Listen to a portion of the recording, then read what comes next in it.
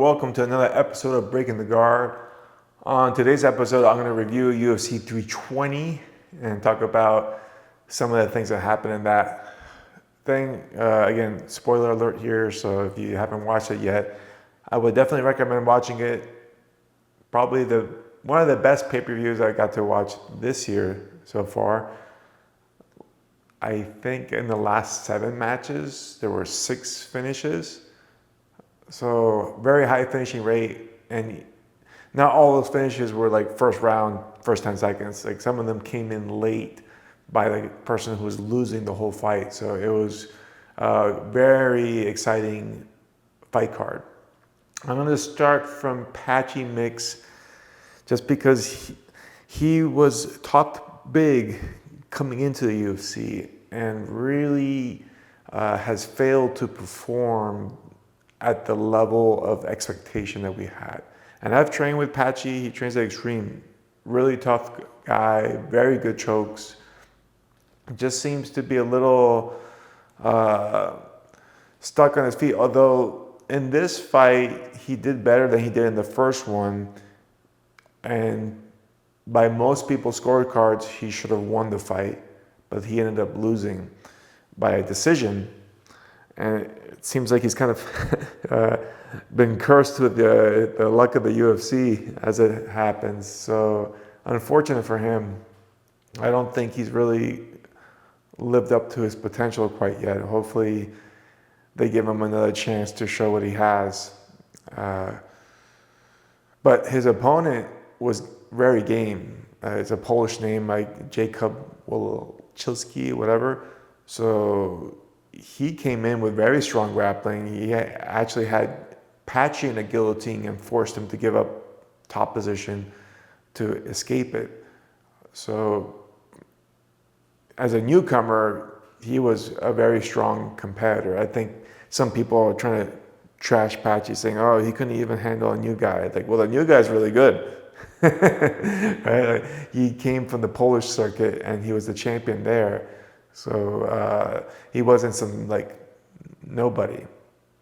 Anyhow, moving forward, we had Daniel Santos and Ju Sang Yu. This was a catch weight match at 153. I'm guessing someone, a fight dropped out and both of them agreed on it. But Santos, very impressive, scored a knockout in round number 2. First round was pretty good, back and forth. Jusang was really talking a lot of crap in the fight. Like, lots of taunting and showboating. Santos was throwing lots of wheel kicks, which didn't look great because he was just whiffing them all. So Santos was kind of clowning on him. I mean, not Santos. Jusang was clowning on him for that. But when round 2 came, the clowning ended. He got caught, knocked out cold. So good on Santos there. Then we have Atiba Gautier and Tristan Vines. This looked like such a mismatch. My God. Gautier, another Cameroonian, like, what's his name?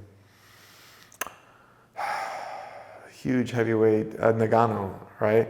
And looks like from the same lineage, just shredded, huge. Not sure how he's making the weight because he looked like a whole weight class at least above Vines. And Vines was a last minute replacement.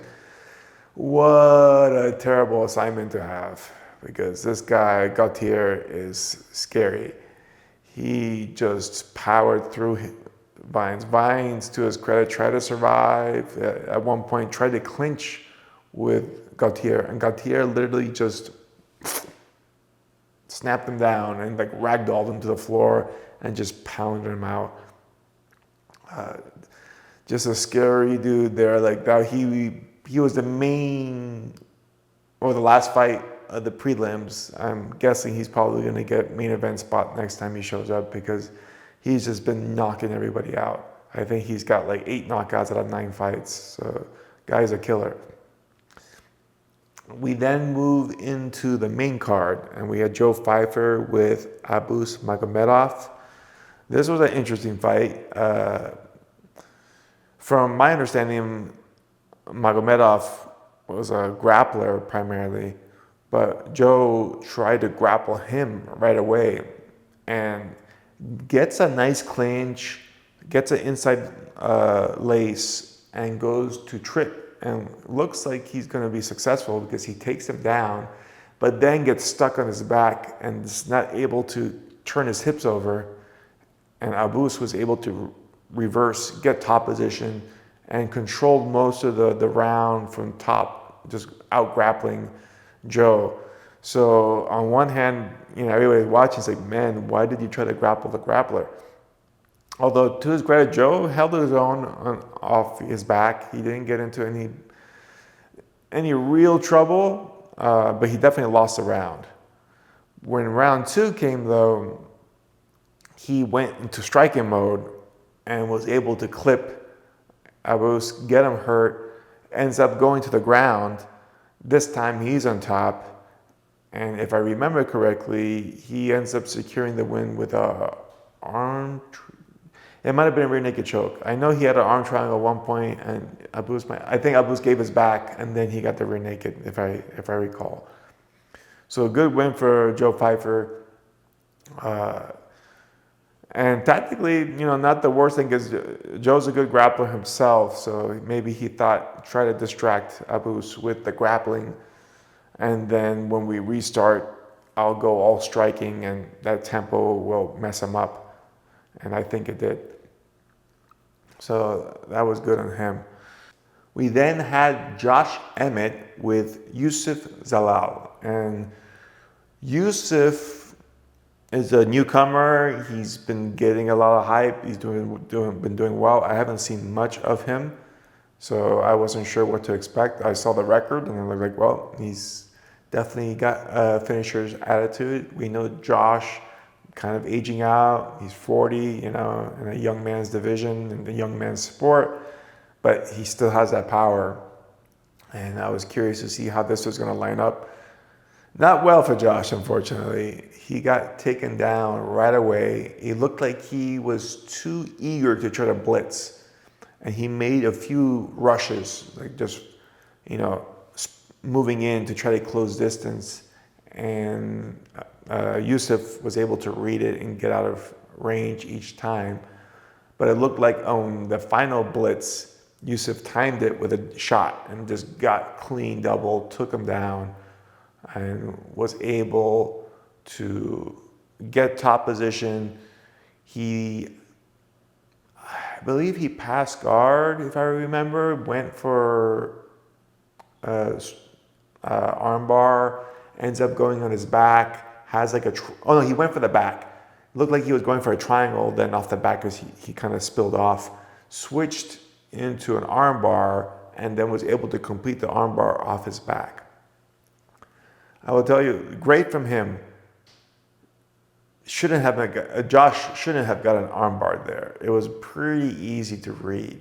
There was a point where when Yusuf kind of slid off, he was in a quasi triangle. It wasn't really locked in. What I mean locked in, he didn't have the figure 4. He had the shoulder in, and it was kind of like the diamond, And he had enough space where he could have pushed both arms in and forced into like a closed guard.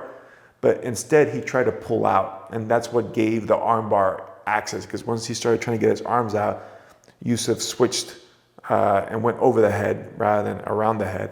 And then even there, if Josh would have been stacking instead of trying to pull out, he went to stand up, trying to deadlift his way out of the armbar, which obviously makes the armbar stronger on the pullout.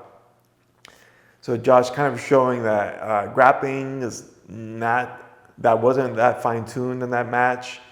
And not looking good for the future for him, unfortunately. But Yusuf looked solid, good grappling. I'm not sure about his striking. He didn't really get hit, didn't try to throw anything significant on his feet. But grappling-wise, looked pretty good. Then we had these 3 fights could have been main events on their own. The first one, Jiri Prochaska with Khalil Roundtree. I had a hard time picking who I would want to win this fight because they're both awesome guys. I think they truly encapsulate that warrior spirit. Both of them do. But I lean towards Jiri just because he's a little bit more of a character. But I would have been happy with either of them winning. The fight starts and Jiri's doing his Jiri stuff, hands down, in and out. It's kind of like a mix of the karate style of Lyoto, but then he has a lot of chaos thrown in where he just throws wild stuff. So it's definitely a unique striking style, whereas Khalil, very disciplined with his stance, very fast, and controlled the first couple rounds. Was winning pretty handily on the scorecards. I say handily, but he won 10-9s, right? He didn't do any serious damage. He caught shots on Jiri, and one of them in the second round, Jiri had caught him and tried to blitz him. And then I forget what was the strike, but Khalil landed a solid shot counter, and you could see Jiri was visibly frustrated. He's like, he couldn't believe that he got caught by the shot. All right, but surprisingly, Jiri never seemed to be hurt, and he got clipped a few times by Khalil. And I mean, we've seen Khalil land on people, and it's not good. But Jiri seemed to be eating them quite well. Even the leg kicks, Jiri never seemed to be phased at all. When the third round came in, Jiri started being very aggressive, like more than usual.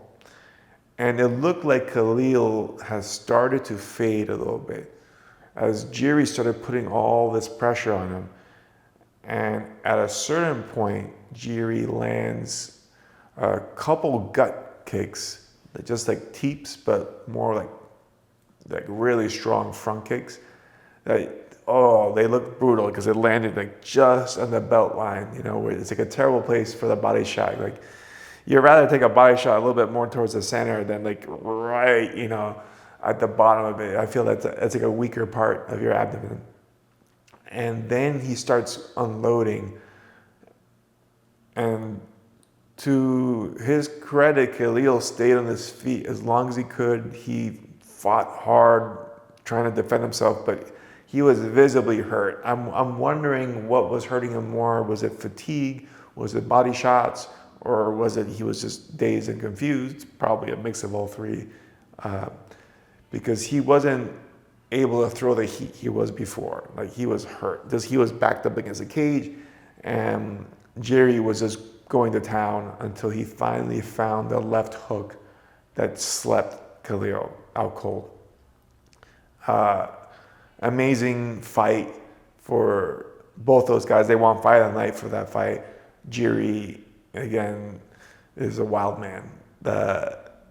First of all, stamina-wise, did fantastic. Never looked tired. At the pace that he was trying to push with all the jumping and springing around that he does, pretty impressive as a light heavyweight. He also has incredible durability. Never seemed to get really rocked. He got hit and he emoted a bit more than you would like. Like, he would be visibly frustrated. So I feel on the scorecards, it makes it easy for the judges to go, oh yeah, that hurt. Like, I think he should have worked the poker face better because he doesn't seem like he's actually hurt. He seems like he's fine. I think he's just more frustrated that he's not getting the range that he was looking for, or he's not getting the right reads. But amazing way to win this fight. Third round, last couple minutes, getting the win there. A third fight with Alex, honestly, is probably not going to go any better. I don't know. Because Jiri just fights so open and chaotic. And I think the problem is that Alex has that one-touch power that you really can't make that mistake with him. But it's a fight they want to set up that he wants for sure. But we'll move forward because that might not happen. Next up, You got the machine, Merab Dvalishvili with Corey Sandhagen. This was an entertaining fight because round one, Corey won. He outpointed him. He was able to defend all the takedowns. I think he might have gotten taken down for like a split second, and Corey did a fantastic job of just getting up every time. And it was a clear 10-9 for Corey round one. Then round two came, and Corey still able to pop up quickly off takedown attempts, still looking sharper on his feet, but towards the middle, no, I would say towards the end, I would say the middle of the round, Merab gets in tight in his face and starts landing a salvo of punches, and it rocks Sandhagen. I believe at one point he dropped, but he popped back up really quickly. And I'll tell you, Corey, tough, because I think most people would have been done. He was rocked really bad. And somehow, not only did Corey survive, but he survived up on his feet. So his ability to get up is phenomenal and not to get finished. And especially against someone like Merab, because, he doesn't get tired. So, there's no chance of him, emptying the gas tank and now he's screwed. No, Merab the gas tank never gets empty. He just kept blitzing him and throwing hands left and right, and Corey just weathered that storm. But it was an obvious 10-8 going to Merab on round two. Then they go into round three, and at this point, Merab just takes over, and it just becomes takedown fest. He's not really able to hold Corey down, though, so it's a credit to Corey because he keeps getting up to his feet. And I don't mean after being held for a minute, he gets up. No, instantly. Merab just gets him on his butt, on his knees, and then Corey just pops back up every time. So this happened in the third round. This also happened in the fourth round, and even in the fifth round. Corey has phenomenal stamina and durability, it has to be mentioned, because he was able to not get dogged out. Like Umar, when we saw him go through this treatment, handled it very poorly. After one round, Umar fell apart and was getting dominated. While Corey got dominated, he did not concede. He kept coming up. He kept trying to find ways to win the fight. He just doesn't have the tools. He did get a very good strike at the end of round five, in the last 15, 20 seconds. You could tell he kind of rocked Merab, and then Merab put on his running shoes and just made a lot of space. And Merab wins the decision in the entertaining 5-rounder. And he even said at the end, they had a backstage scene, and him and Corey were talking to each other. They were being very polite. Corey's thank you for the opportunity. I'm going to get you back eventually. And then Merab goes, you really hurt me in that final part of round five. And he's like, you messed me up in round two. And they just kind of laughed. So I love to see the sportsmanship between them.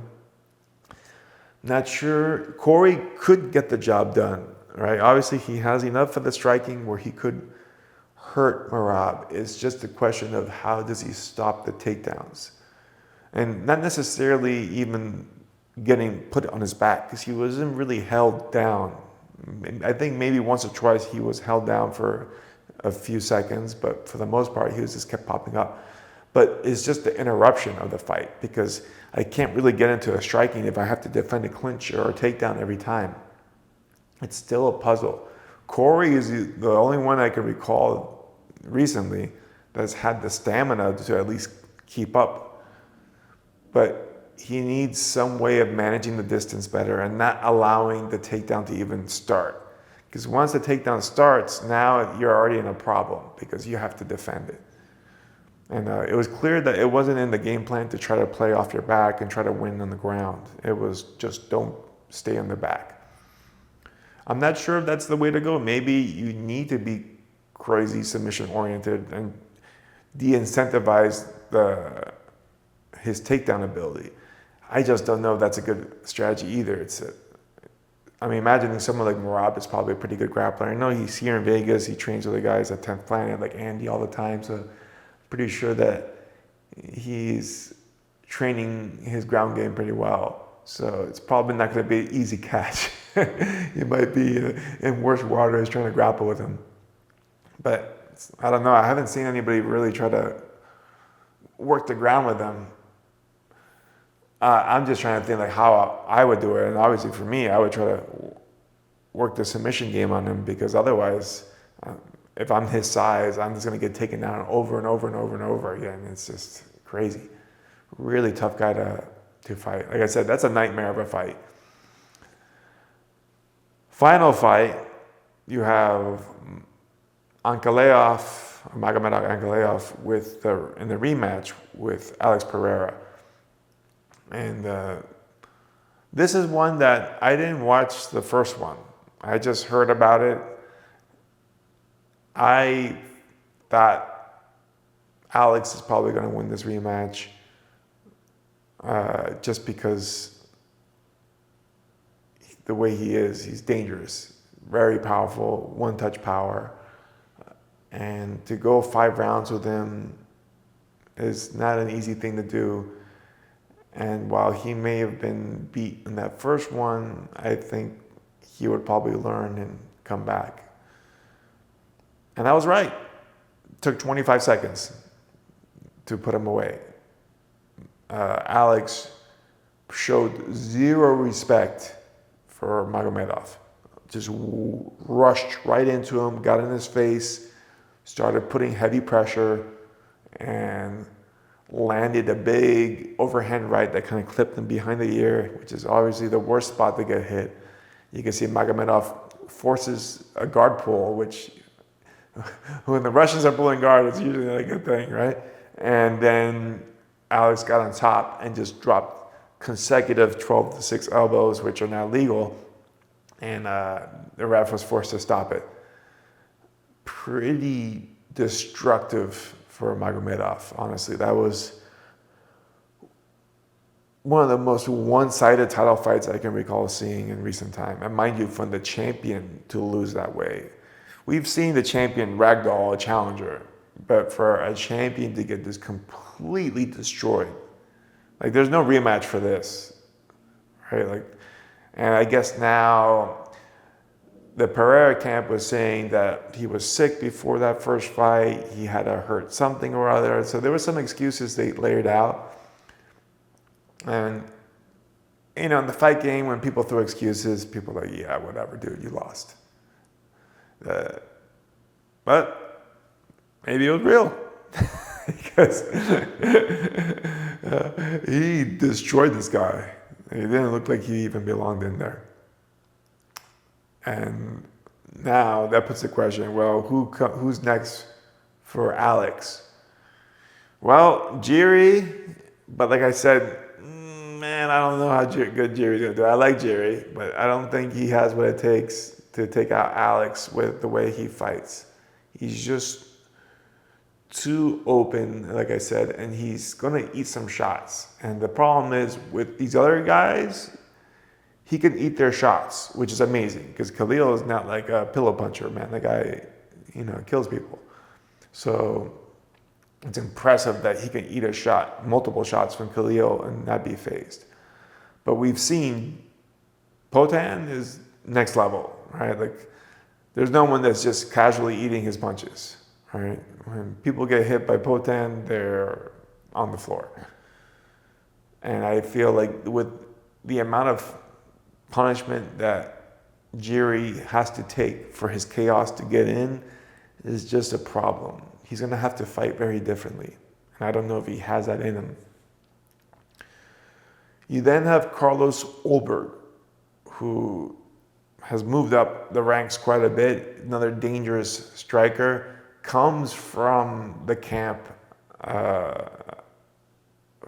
what's it, City Sports or City Fight in New Zealand that Israel Adesanya came from. So it is a kind of an interesting story now, because now it's like the protege, if you will, of Israel Adesanya coming up to get revenge on, well, actually, I mean, Israel won the last one, but nevertheless, the next generation challenging Alex.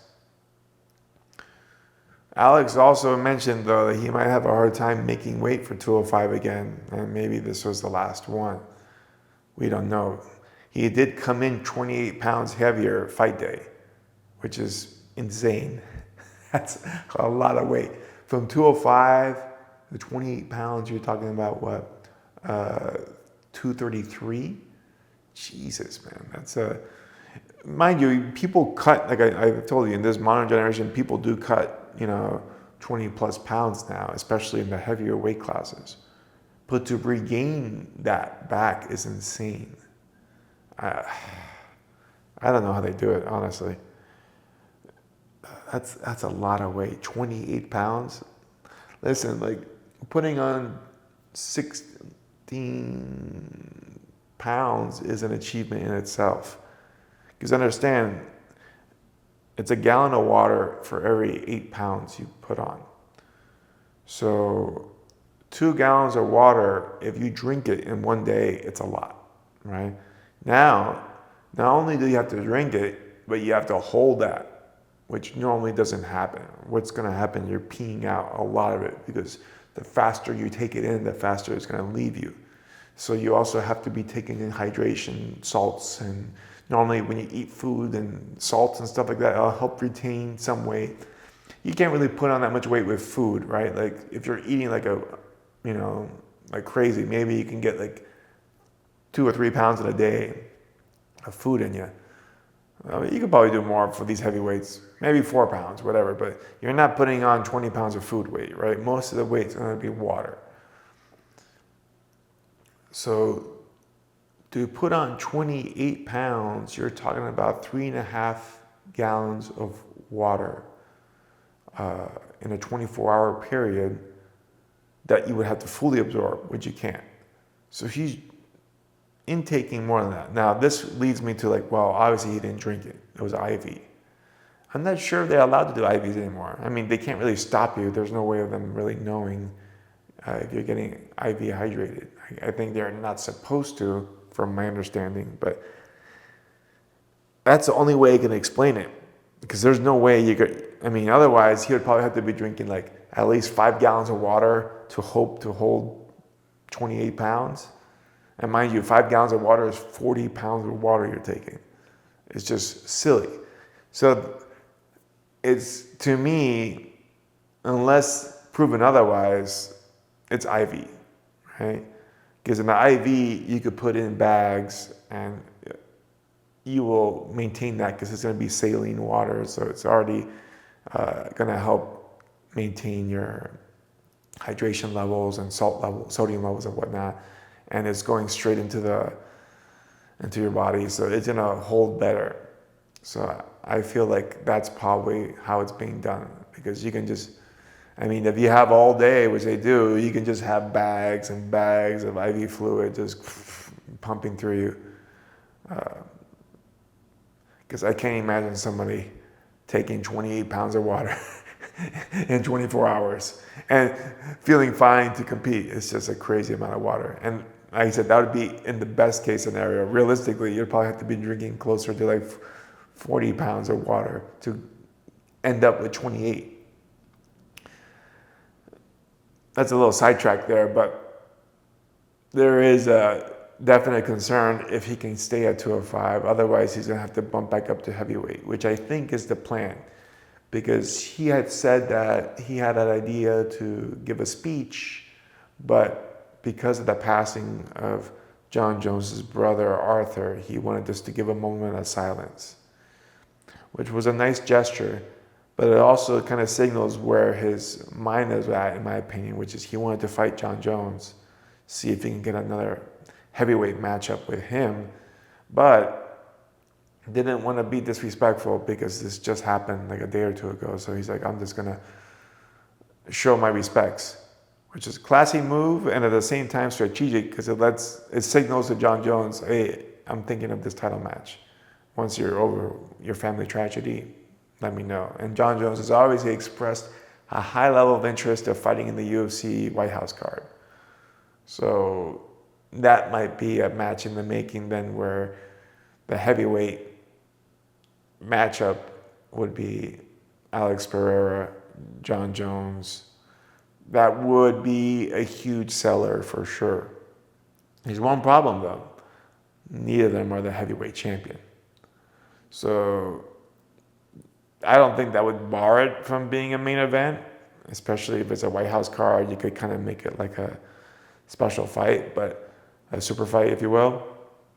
However, there is a lot of time between them because that's supposed to happen, I think, in October next year, or if I understand correctly. But obviously, Pereira didn't take really any damage here, so he can probably get back into fighting pretty soon. After Aspinall fights Gane, which I think Aspinall is going to run over, if Alex wanted to go for that heavyweight title, he definitely could. And against Aspinall would be an interesting, and this would actually be John Jones' ideal scenario. Because I don't think John Jones wants to deal with Aspinall. I think he knows it's a bad matchup for him, and it doesn't have anything to prove for him. Like, he beats Aspinall, nobody cares because Aspinall really hasn't gotten through and gotten the rep of being this, destroyer, best heavyweight ever. He's unfortunately been shelved, and now he's been kind of given the title in a weird way. So it sucks for him. He's been given such a raw deal, which doesn't make sense. But I guess it's just the UK has been getting trashed in more ways than one recently. But if Aspinall fights with Alex and Alex beats Aspinall, I think that's the dream scenario for John Jones. I would imagine when I see John Jones, I'm back in the testing pool, I'm ready to fight. I want the White House card for America to get the belt from Alex. Because I believe he thinks that's the fight that's easier to win. And Alex already has all the notoriety and fame. So even if he did lose, he lost to another legend, Hall of Famer in the making, right? And he's like, well, I'm older or whatever. He can make all these excuses so it won't be as big as a deal. And I'm imagining the payday for a fight like that would be tremendous where, like I said, even if he lost, he wouldn't really care too much. But losing to Tom right now would be terrible for him. It wouldn't be a big payday, and it would be a big blemish on his record, which to me is kind of blemished already with all the cheating stuff he's done. But if Aspinall did win and beat Pereira, I wonder what John Jones' response to that would be, because that would be very telling. Would he then say, okay, you know what, I'll fight Aspinall now because he's actually beaten one of the guys that has destroyed many of the top UFC fighters. So he's obviously legit. He's defending his belt now. I'll take the challenge. Or would he be like, nah, I'm good? Because to me, if he goes, nah, I'm good, then it's clearly what everybody was critiquing was that he was ducking. He just didn't like the matchup, not good for him, not going to do it. If he does take the match, then it might be what we were saying, where it just wasn't the right money, which we know wasn't true because he was offered like a crazy amount of money. It was more that the risk wasn't worth the reward for him, which is the risk of losing his reputation of never really losing a fight before against a relatively unknown or not really famous fighter. It would really suck for him, for his ego.